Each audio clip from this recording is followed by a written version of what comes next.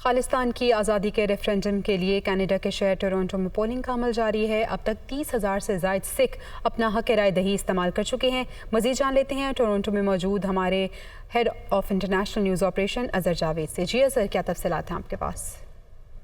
खालिस्तान की आज़ादी के लिए रेफरेंडम कनाडा का शहर ब्रैम्पटन में हो रहा है। सुबह से शुरू होने वाली वोटिंग का अमल अभी भी जारी है।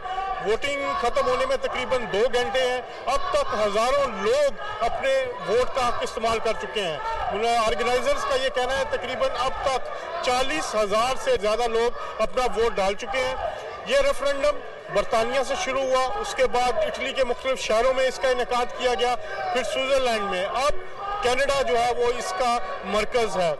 बरतानिया के बाद जो ये रेफरेंडम है इसमें अब तक लाखों सिख हिस्सा ले चुके हैं। इन सबका मुतालबा है कि जो भारतीय पंजाब है उसको खालिस्तान डिक्लेयर किया जाए, कि आज़ाद मुल्क डिक्लेयर किया जाए।